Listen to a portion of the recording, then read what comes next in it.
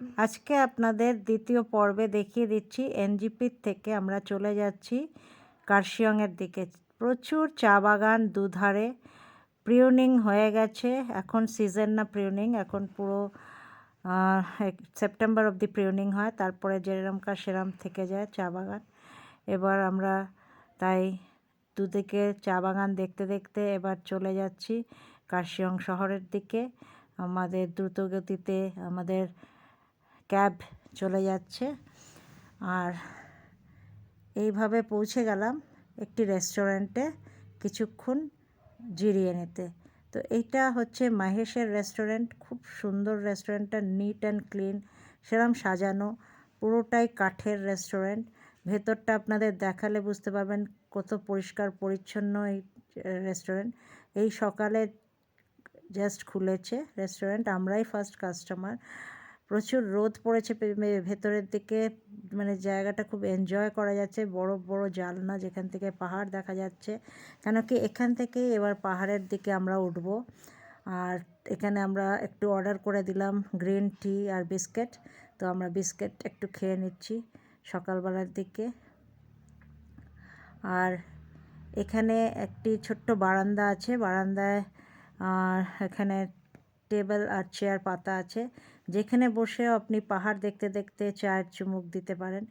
এই আনন্দ আর অনুভূতি বললে বোঝানো যাবে না যে কি সুন্দর নাই লাগে, যেখান থেকে পুরো কার্শিয়ং শহরটা দেখা যাচ্ছে দূরে, এই জানলার থেকে ওই দূরে দেখতে পাচ্ছেন কার্শিয়ং শহর। আর এখানেই চায়ের চুমুকের সাথে এই ভিউ মাউন্টেনের এনজয় করার সুযোগ আমরা পেয়ে গেলাম। বারান্দায় প্রচুর রোদ পড়েছে, কিচেন জাস্ট খুলেছে, সবাই রেডি করছে জিনিস, এখন আস্তে আস্তে ট্যুরিস্ট আসতে আরম্ভ করে দেবে। আর এই পেছনের বারান্দায় আমরা চলে যাচ্ছি, দেখুন ওয়ার্কার্সরা আরম্ভ করেছে কাজ।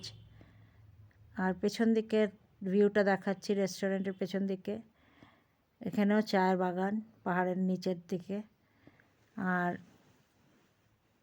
এখানেই আমরা বসে কিছুক্ষণ এই রোদের তাপ নিয়ে নিলাম চায়ে চুমুক দিতে দিতে।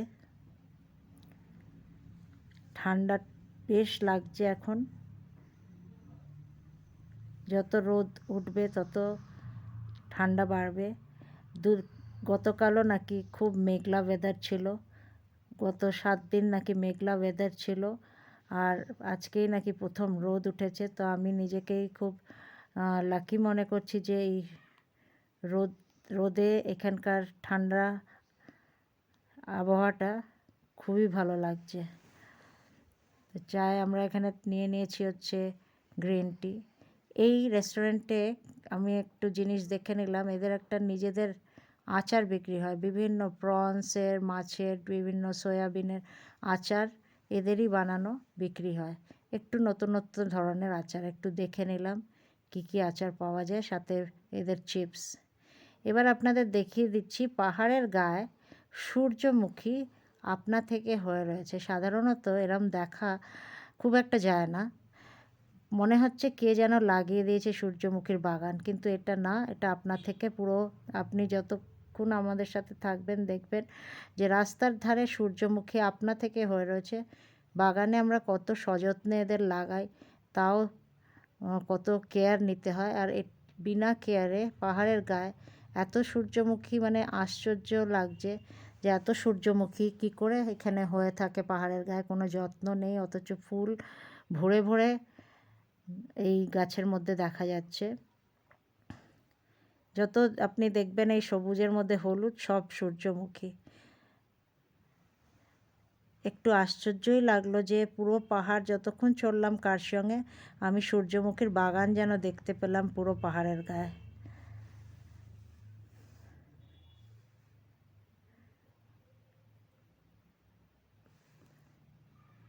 মানে সবুজ আর হলুদের একটা মানে খেলা চলছে মনে হচ্ছে বাইরের দিকে।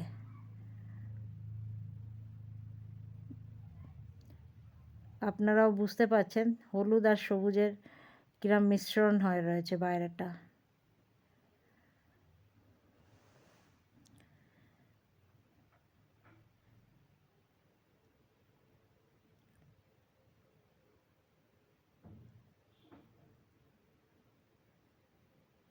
আমাদের গাড়ি এবার এগিয়েই যাচ্ছে পাহাড়ের উপরের দিকে।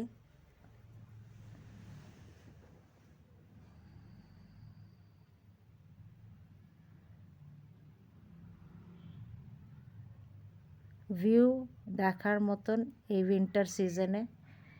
এই উইন্টারে আসা কার্শিয়ং একটা অন্য অনুভূতি। এটা আমি প্রথমবার পেলাম যে কার্শিয়ং এত সুন্দর লাগে উইন্টারে।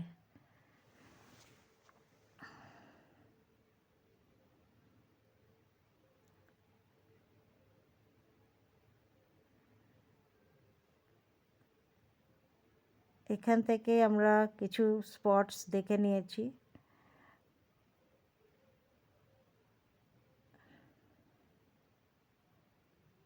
রোহিণীর এই রাস্তা দিয়ে আসার সময় কিছু স্পটস আপনাদের সাথেও শেয়ার করব।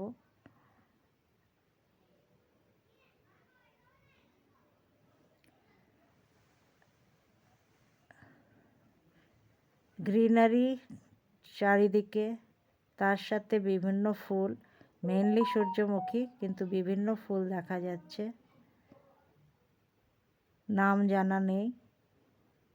পাহাড়ের গায়ে পাহাড়ি ফুল।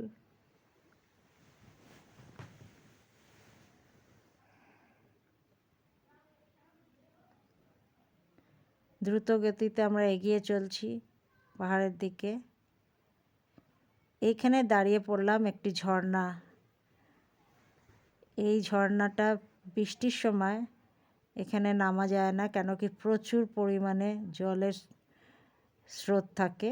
এখন যেহেতু রেইনি সিজন না, তাই জলটা কম। এখানে কিছুক্ষণ দাঁড়িয়ে আমরা ফটোশ্যুট করে নিলাম।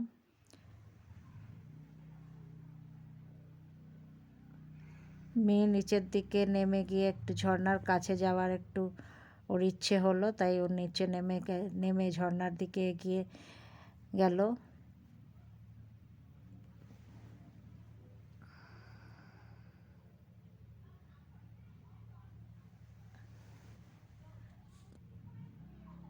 একটু পোজ দিয়ে নিচ্ছে।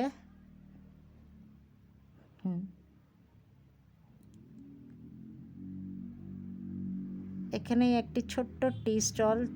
এখানে সবাই যেন বাগান করে। স্টলের বাইরেও বাগান হয়ে রয়েছে, সেটা একটু দেখে নিচ্ছি। এবার इंट्रोड्यूस করে দেবো আমাদের ड्राइवरेর সাথে। हेलो, ये हमारे राजू भैया है जो हमको पूरा ट्रिप कार्शियोंग का कराएंगे। सुबह 3 बजे उठ के हमको लेने गए थे एनजीपी। एक smart guy, handsome guy, always smiling and very good. I will give his contact number, ज़रूर इनको कांटेक्ट कीजिए। ये रीज़नेबल प्राइस पे आपको लेके भी जाएंगे, घुमाएंगे भी। And first and foremost is he is very cooperative. Raju भैया, आप अपना नंबर दीजिए। हाय, माय नेम इज़ राजू हाँ, और मेरा कॉन्टैक्ट नंबर है 9851111772। और एक बार 98519851111772। Please contact me if yes, you need really contact vehicle. him. He is really a helpful guy and बहुत ही अच्छा से घुमा रहे हैं। हम तो अभी तक पूरा का पूरा सेटिस्फाइड है। थैंक यू राजू भैया। Okay, welcome. আবার আমরা এবার উপরের দিকে চলতে আরম্ভ করলাম।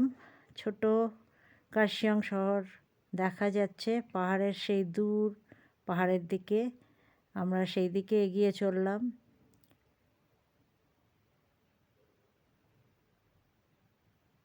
আর এখানে একটা স্পটে পৌঁছাবার আগে একটু দাঁড়িয়ে পড়লাম, যেখানে লেখা আছে আই লাভ কার্শিয়ং। জায়গাটি হচ্ছে খুব উঁচু, আর নিচের পাহাড়ের নিচের দিকটা মানে নিচে তাকানো যায় না, মাথা ঘুরে যাওয়ার মতন এতটাই ডিপ।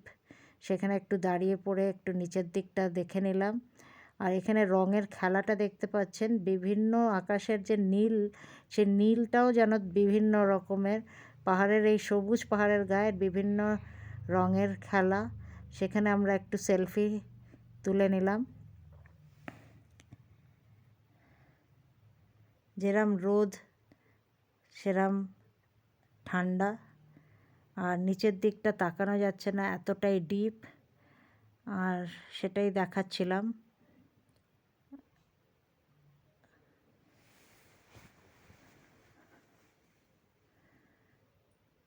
প্রচুর নিচু এই খাই এখানে, পাহাড়ের গা দিয়ে নেমে গিয়ে মানে অনেক পাহাড় একের পর এক, তার নিচে এই খাইটা দেখা যাচ্ছে, যেটা খুবই ডিপ।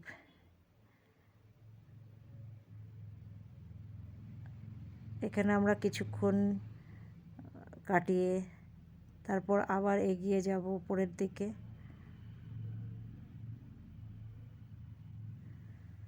আমাদের হোমস্টের দিকে।